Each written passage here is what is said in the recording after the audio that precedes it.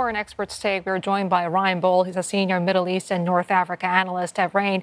Ryan, thank you so much for joining us. To start off, let's begin with Mr. Trump's ceasefire announcement itself, which came with little forewarning, if I could call it that. How do you interpret the speed and surprise of this development, and what do you think has tipped the scale?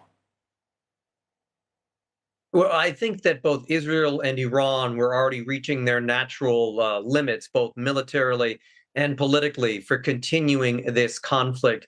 We certainly know President Trump's pattern. He likes to escalate and then rapidly de-escalate. And by striking Iran's nuclear program, he began his rapid escalation pattern, and he was immediately looking for an off-ramp. So it's not very surprising the Americans would want a ceasefire as soon as possible.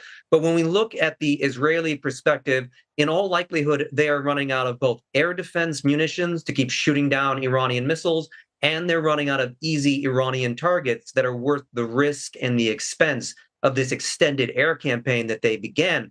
And then from the Iranian perspective, it's clear that they do not control their own airspace, that Israel and the United States can strike any target that they want. Obviously, they want that situation to end.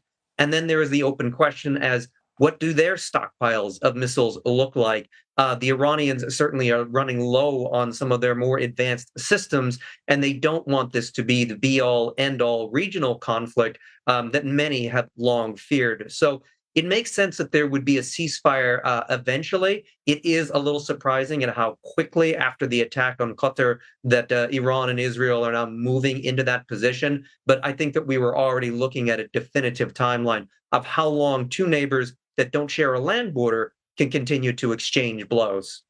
Ryan, I want to ask you in particular about the attack and, which obviously led immediately to this announcement of a ceasefire. It almost feels as though Donald Trump knew that Iran had to respond, and if they responded in a measured way, then, this was the next immediate thing he would do. I mean, would you be reading it that way as well in some ways? Yes, we now have an established Iranian-American violent conflict dynamic established in the first Trump administration after Qasem Soleimani's assassination and then the counterattack and then de-escalation. It looks like both the United States and Iran, at least under these governments, is relatively comfortable with this sort of pattern. The U.S. strikes something that is significant to Iran, but is not fatal to their political system or to their military. At the same time, the Iranians then respond and they strike in a way that allows them to, quote, maybe save face, but really to demonstrate that they could make things worse. They're just choosing not to. And that allows both to step away because at the end of the day, especially in the United States, there is very little appetite for a major war with Iran. I've seen polls where it's 60, 70, 80% of Americans opposing further escalation with Iran. It's politically fatal for the Trump administration to pursue this. And for Iran itself, of course, conventionally, they are far weaker than the United States. They have their own political problems at home, and they're already fighting a conflict with the Israelis that they aren't doing terribly well with in a conventional sense. So it makes sense that they would be going through this without throwing those more dramatic triggers like closing the Strait of Hormuz or assassinating top Iranian leadership, to bring the temperature down. Right. And do the timelines and deadlines, make sense to you? 6 hours for Iran, 12 hours for Israel, a complete ceasefire in the next 24 hours. I mean, it took days for Israel and Hamas to agree to a ceasefire.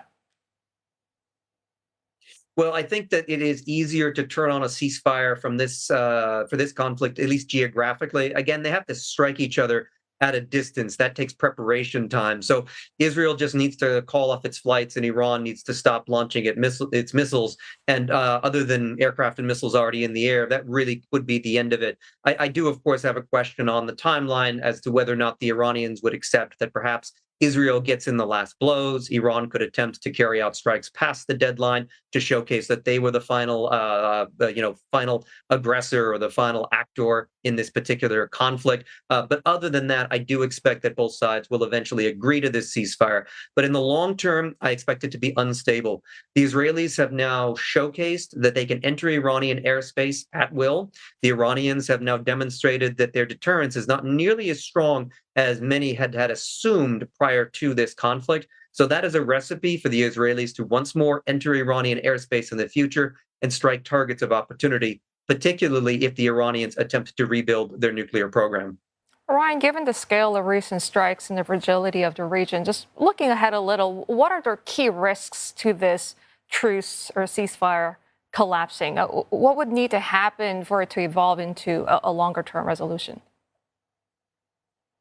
Well, I think for a longer term, the worst case scenario of a regional war, first, we would probably need to see the Iranians really race towards rebuilding its nuclear program that suggests weaponization. Israelis' intelligence apparatus would need to think that Iran is going for a nuclear bomb. All that matters there is if Mossad believes that. Whether it's true or not is not relevant to what Israel's behavior will be. So if that threshold is crossed inside of Mossad, then we would expect the Israelis to resume strikes on Iran and potentially to escalate to higher levels of Iran's political leadership in an attempt to get them to move away from that weaponization program.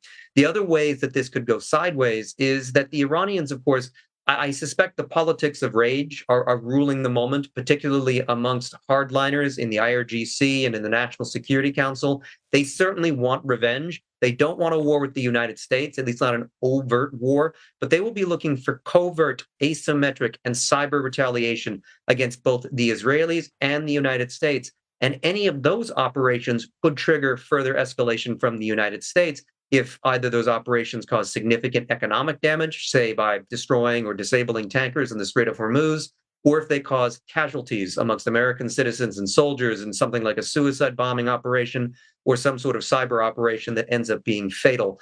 Any of those could be an easy trigger to the collapse of this ceasefire. And we will now be in a position where the ceasefire could collapse very quickly based on any of these smaller triggers, which in previous eras, the assumption that Iran's deterrence is stronger than it actually was really important to hold together the peace. Now, Israel and Iran really don't see Iran's deterrence as all that strong, and they will be faster to move in the face of provocation in the future.